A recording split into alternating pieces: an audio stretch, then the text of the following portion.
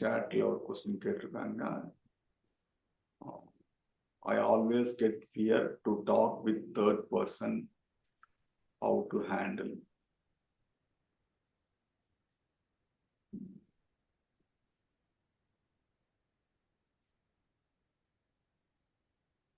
So third personோட நீங்க பேசும்போது ஒரு தயக்கம் இருக்குன்னு சொல்றீங்க. அந்த தயக்கம் வந்து நேச்சுரல் தான். ஸோ யாருன்னு தெரியாதப்போ நம்ம ஃபர்ஸ்ட் ஒரு மாதிரி ஒரு இன்னிபிஷன் தான் வரும், பின்னாடி தான் போகும். இப்போ ஸ்டேஜில் கூட ஃப்ரண்ட்ல மைக் விட்டானே நம்ம மைக் அப்படியே ஆடியன்ஸ்லேருந்து பின்னாடி போக ஆரம்பிக்கும். அந்த மாதிரி தான் நம்மளுடைய நேச்சுரலாக வந்து தெரியாதவங்கனாலே பின்னாடி போக ஆரம்பிச்சிடும். ஸோ ஒரு ரிப்பல்ஷன் தான் வரும். அது ஓகே தான். அது அந்த ரிப்பல்ஷன் ஓகே தான், தயக்கமும் ஓகே தான். பட் நம்ம பேசி ஆகணுன்ற ஒரு முக்கியத்துவத்தை நம்ம புரிஞ்சுக்கிட்டோம்னா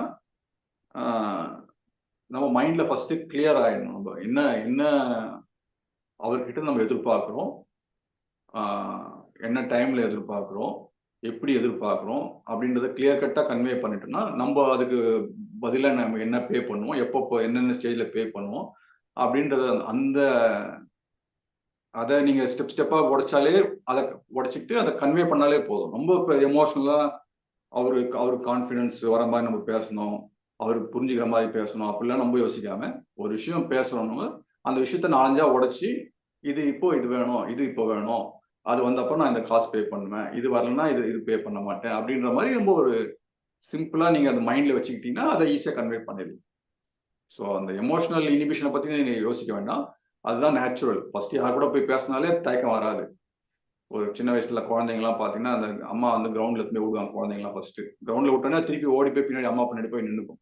ஸோ அந்த மாதிரி அது ஃபர்ஸ்ட் ஒரு அன்னோனை பார்த்தாலே அது பின்னாடி தான் நம்ம மைண்ட் ஓடி போய் ஒளிஞ்சுக்க ட்ரை பண்ணும்.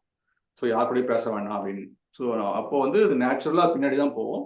நம்ம தான் வாண்டடா கொஞ்சம் ஃப்ரண்ட்ல போயிட்டு நம்மளுக்கு என்ன வேணும்ன்றத கன்வே பண்ணா போதும். வெறும் டேட்டா கன்வே பண்ணா போதும். எமோஷனலா திங்க் பண்றது ஒண்ணுமே இல்லை.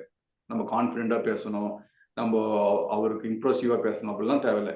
இதெல்லாம் எனக்கு வேணும், இதெல்லாம் உங்ககிட்ட இருந்து எதிர்பார்க்கிறேன், இந்த டைம்ல எதிர்பார்க்கிறேன், இதுக்கு நான் இதை பண்ணுவேன், இப்பப்போ பண்ணுவேன், அவ்வளவுதான் முடிஞ்சிருச்சு.